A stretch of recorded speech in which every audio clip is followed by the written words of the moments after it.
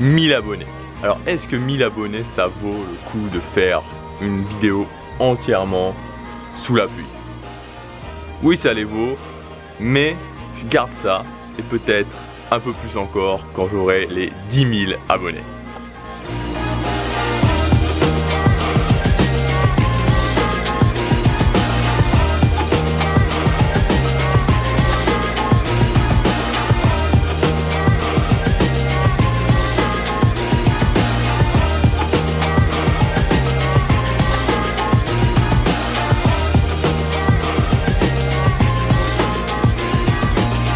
Tous les mois, comme vous le savez, je fais une vidéo bilan, une vidéo update.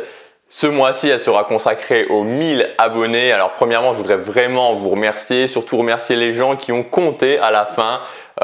Avec moi, presque le décompte final, on était à 990, 92, 95, 1000. Ça fait plaisir de voir que j'ai une audience qui est investie et qui se sent vraiment investie avec moi. Évidemment, 1000 abonnés, c'est pas du tout une fin en soi, c'est quelque chose qui est symbolique. C'est beaucoup plus important le nombre de vues que vous avez au quotidien, le nombre de gens qui vous suivent au quotidien au final que le chiffre des abonnés. Mais le symbole est quand même fort et maintenant, comme je vous en parlais dans la vidéo d'il y a quelques jours, Move Forward, mon attention et je savoure évidemment ces 1000 abonnés, ça fait plaisir parce que 990 000 finalement en soi c'est 10 abonnés de plus, mais symboliquement ça change beaucoup de choses.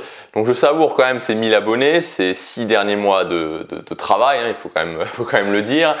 Et je me projette déjà vers le futur, donc les 5000 abonnés. Pour ce mois de juillet, la vidéo update sera donc un petit peu particulière puisque j'ai pas envie de vous parler des objectifs, du bilan, etc. Je pense que le bilan, vous l'avez déjà pas mal vu, surtout au niveau des voyages dans les différents vlogs. Mais je voudrais vous donner quelques conseils.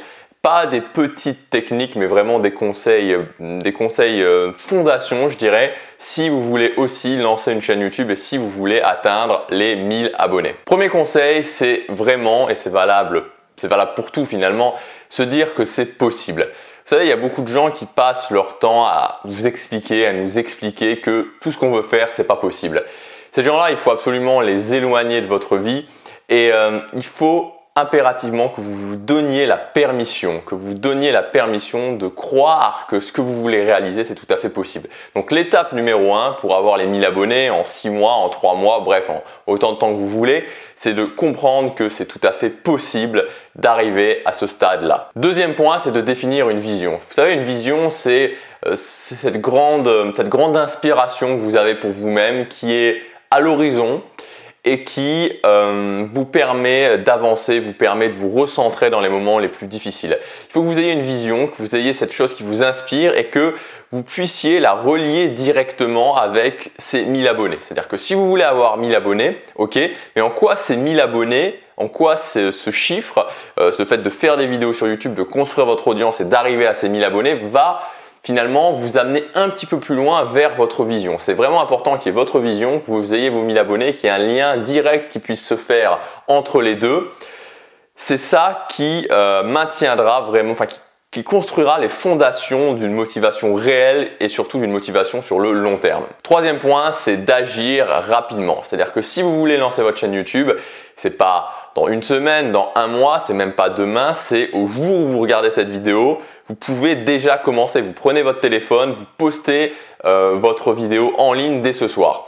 Moi, ça m'a pris, c'est quelque chose, encore une fois, je vous donne ce conseil, mais sur les points que je vais vous donner là, c'est vraiment le point sur lequel j'ai encore du mal, c'est-à-dire d'agir le plus rapidement possible, de ne pas forcément planifier les choses, mais d'avoir une idée et d'agir immédiatement, dès le lendemain ou même dès le jour même. Il faut avoir vraiment cette philosophie de prendre des décisions rapidement et d'agir extrêmement rapidement. Alors bien sûr que oui, on fait des erreurs, bien sûr qu'on se trompe, mais c'est ça qui nous permet réellement d'avancer. Et troisième point, qui finalement matérialise le tout dans la réalité, c'est-à-dire que va matérialiser le fait que vous donniez la permission, va matérialiser le fait que vous ayez cette vision et que vous alliez arriver à cette vision, et enfin va matérialiser le fait que vous avez pris la décision et que vous commencez à agir en fonction de cette décision, c'est de créer des habitudes.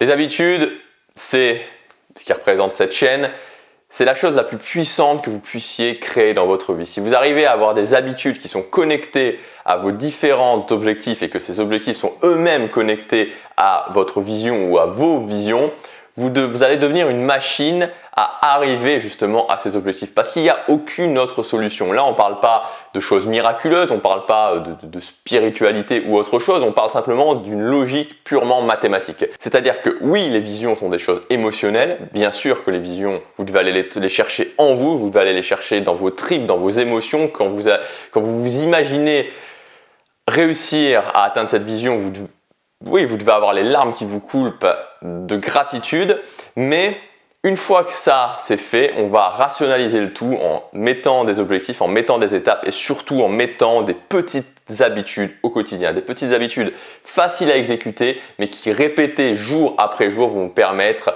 d'une façon certaine d'atteindre vos objectifs. Donc mettre en place des habitudes dans votre vie, c'est la garantie ultime de votre réussite. Et je peux vous le dire, tout le monde, il n'y a pas une exception, n'importe qui veut atteindre un objectif a forcément des habitudes dans sa vie. Vous pouvez demander à n'importe qui, il aura forcément mis en place des habitudes dans sa vie, peut-être sans le savoir, peut-être d'une façon intuitive, mais c'est obligatoire. Et enfin, dernier point, de ne pas chercher à être parfait, de vous soulager du fait d'être parfait, parce que quand on veut se lancer sur YouTube, forcément, il y a beaucoup de questions qui arrivent. Est-ce que je vais être bon? Est-ce que je vais être crédible en vidéo? Est-ce que mes vidéos vont être de qualité? Est-ce que ce que je vais dire va intéresser les gens? Etc. etc. Il y a énormément de questions qui se posent. Et finalement, le plus important, c'est pas d'avoir la réponse à ces questions. Le plus important, c'est vous-même de vous laisser la possibilité de ne pas être parfait, de vous laisser la possibilité, des fois, dans certaines vidéos, de faire des vidéos qui vont être mauvaises, que les gens vont sûrement juger mauvaises.